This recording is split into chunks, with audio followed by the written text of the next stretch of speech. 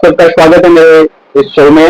और आपको पता है कि मेरी अदालत का ये शो जो है कई हफ्तों से चलता आ रहा है और समझते हैं कि इसमें आगे जो है आपके लिए क्या फन, एंटरटेनमेंट, लर्निंग और क्या जानकारी योग्य बातें हैं, समझते हैं आगे। और इस शो को शुरू से लेकर अंत तक देखना जो है मत भूले। इस शो को देखें, लाइक करें, वीडियो को कमेंट करें, आप सुझाव दें और चैनल को सब्सक्राइब करें।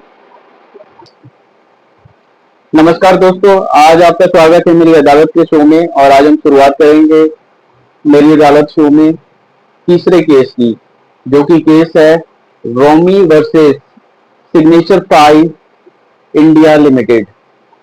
ये एक कॉर्पोरेट केस है जिसमें कंपनी ने एम्प्लॉय को या कैंडिडेट को ऑफर दिया है। ऑफर देने के बाद में, जॉब ऑफर देने के बाद कंपनी जो है उसे रखने से मुकर गई।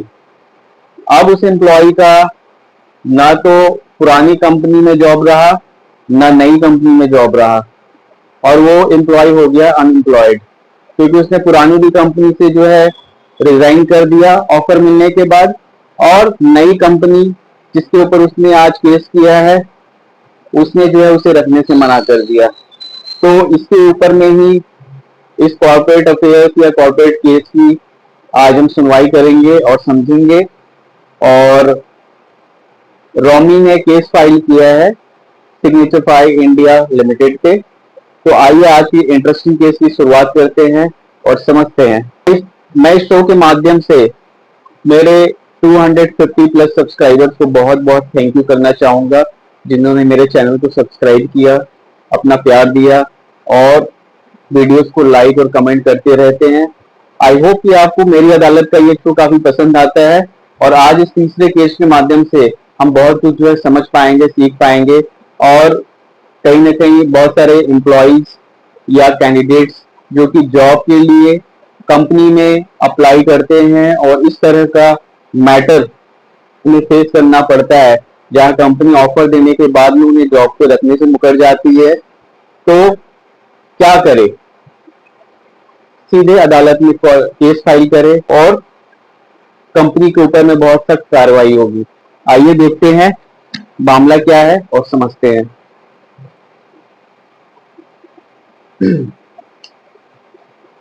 आज 29 अगस्त को Romi Singh versus signature 5 India limited का केस आप लोगों के सामने है। प्लेंटिफ जो रोमी सिंह है, उनकी तरफ से एडवोकेट है मिस्टर अनिल कुमार, और डिफेंडेंट की तरफ से एडवोकेट है निकेश जैन, जो कि सिग्नेचर 5 इंडिया लिमिटेड को जो है यहाँ रिप्रेजेंट करेंगे as a lawyer for defendant और डिफेंस काउंसिल। सो आज के केस की शुरुआत करते हैं। केस की कार्रवाई शुरू की जाए।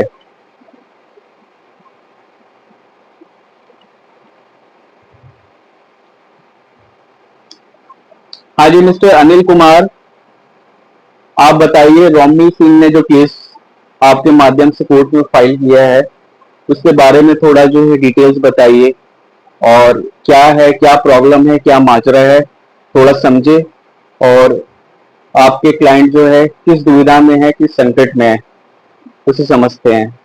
हाँ जी, बताइए। ओके, ठीक है।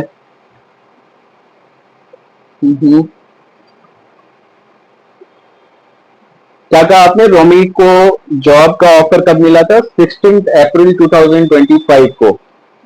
ओके, और रिजाइन कब किया था उसने? सेम डे ही कर दिया था, 16 अप्रैल 2025 को। अच्छा, तो उसे जो जॉब ऑफर मिला था वो किस कंपनी से मिला था?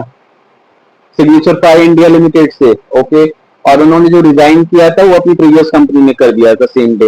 ओके, सो जो रिजाइन किया था तो वो क्या नई कंपनी से ऑफर वगैरह डिस्कस करके और ऑफर एक्सेप्ट वगैरह करने के बाद किया था? ओके, ठीक है, वो कॉपीज आपसे मैं जरूर लूंगा कि ऑफर लेटर की कॉपी और इन्होंने जो ऑफर एक्सेप्ट किया था रोमी ने नई कंपनी का, और उसके बाद कंफर्मेशन के बाद में इन्होंने जो है अपनी पुरानी कंपनी में रेजिग्नेशन डाला। ओके, आगे क्या हुआ? कंपनी ने ऑफर रिवोक कर दिया। कब किया? 14 अगस्त को। इतना समय क्यों लगा? लगभग 3 महीने। तब तक तो ये बेचारा अपना नोटिस पीरियड भी कंप्लीट कर चुका होगा। ऐसे ही हुआ ना? हाँ। तो फिर न घर का रहा ना घाट का। अच्छा, आपका क्लाइंट अभी अनएम्प्लॉयड है।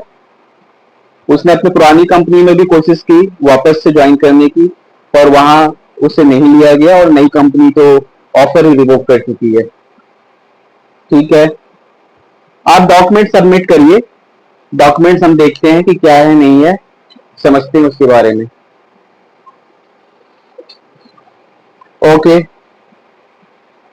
तो यहां मैं देख पा रहा हूं कि ये नई कंपनी का ऑफर लेटर है जो रोमी सिंह को मिला है, और इसमें डेजिग्नेशन, सैलरी और डेट ऑफ ज्वाइनिंग सब कुछ दी हुई है। डेट ऑफ ज्वाइनिंग है 16 अगस्त 2025। अच्छा, 16 नहीं, 18 है। 18 अगस्त 2025 को उनकी डेट ऑफ ज्वाइनिंग है, और कंपनी ने ठीक 4 दिन पहले 14 अगस्त को जो है आपके हिसाब से ऑफर जो है रिवोक कर दिया। उसका ईमेल जो आपने सबमिट किया है, ओके, ईमेल कॉपी आपने सबमिट।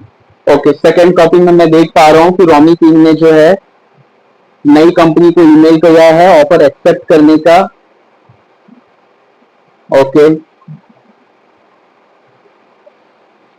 नहीं, ये बहुत अच्छी एविडेंस है, बहुत जरूरी है ये सारी चीजें ना।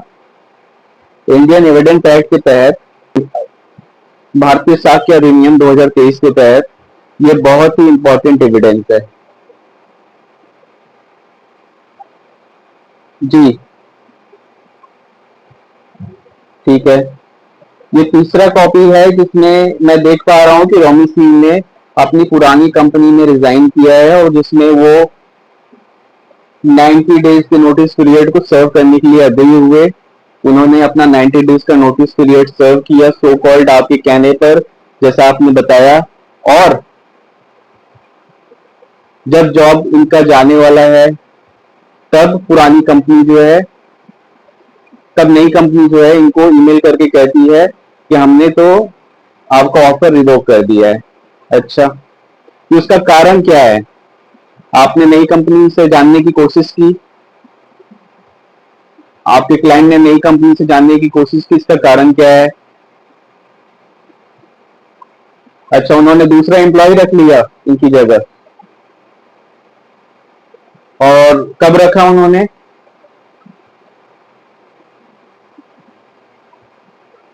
अच्छा, डेट आपको बहुत ही ज्यादा सही तरीके से पता नहीं है, बट अगस्त में ही कभी रखा है। और इसका सोर्स क्या है, आपको कैसे पता चला ये बात? अच्छा, आपके रिलायबल सोर्स के माध्यम से। देखो, रिलायबल सोर्स का तो मैं क्या ही जो है इसमें कंसीडर करूं। अपोजिट पार्टी से मैं पूछूंगा, समझूंगा कि क्या माजरा है, क्या कोई रीजन है, बैकग्राउंड चेक फेल हुआ, या फिर एम्प्लॉय ने कोई गलत इंफॉर्मेशन सबमिट किया कंपनी को जिसकी वजह से ऑफर रिवोक हुआ, या फिर कंपनी की ही गलती है। जी जी, अनिल जी, मैं समझ रहा हूँ आपका क्लाइंट जो बेगुनाह है और उनकी नौकरी अभी नहीं है, पर मुझे दोनों पक्ष की बातें सुनकर के ही एक डिसीजन पे पहुंचना पड़ेगा। जी,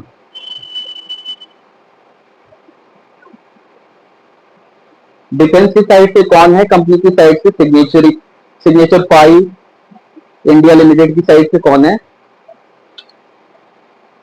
अच्छा, निकेश जी। निकेश जी, कैसे हैं आप? अच्छा, निकेश साहब, आप बताएं, ये कंपनी के बारे में जो जिस तरह का केस मेरे कोर्ट में आया है, और जैसा कि अनिल जी कह रहे हैं, क्या कर रहे हैं आपके क्लाइंट ने? क्यों इनको नौकरी देने से मना कर रहे हैं ऑफर देने के बाद?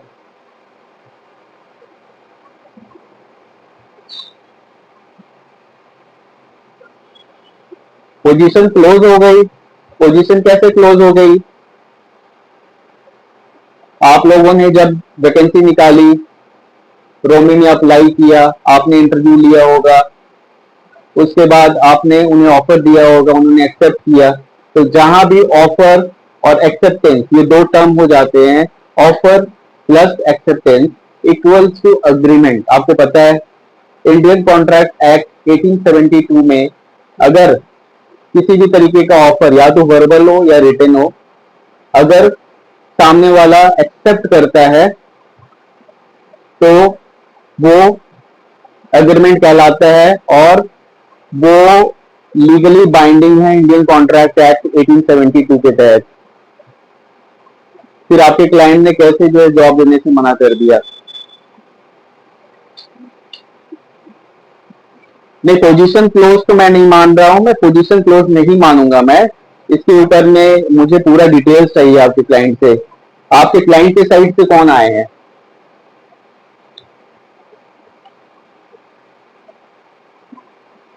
रोमी जी ने इसमें जो है 2 जनों का नाम डाला है जिन्होंने इनकी इंटरव्यू ली थी और फिर ऑफर वगैरह के बारे में जिनसे डिस्कशन हुई थी आगे। हाँ जी, हाँ।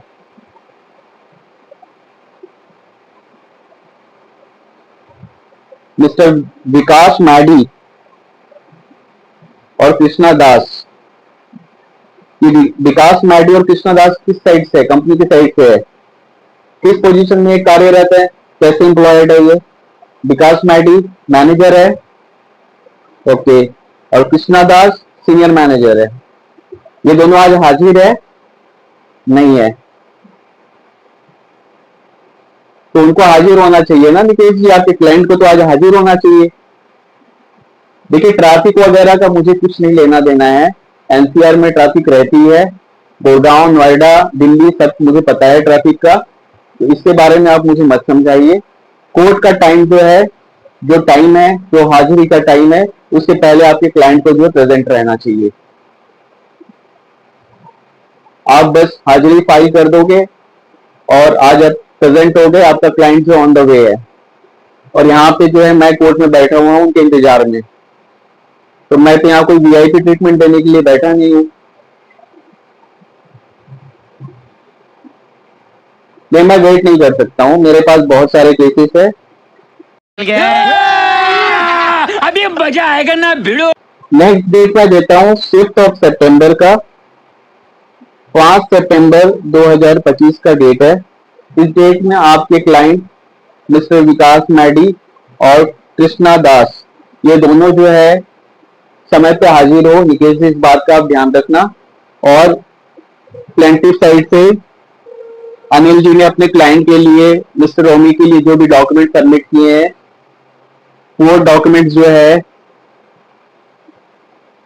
लायबल सोर्स, लेजिटिमेट सोर्स से दिख रहे हैं और उसकी ईमेल एक्सचेंज वगैरह डिटेल्स मेरे पास है, जिससे ये समझ में साफ आ रहा है कि रोमी को जो है पूरे प्रोसेस के तहत जो है ऑफर दिया गया है जॉब का।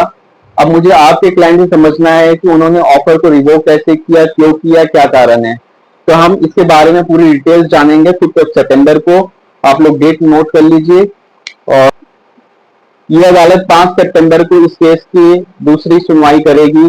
तब तक के लिए ये अदालत मुलतवी की जाती है। Court is adjourned. Thank you.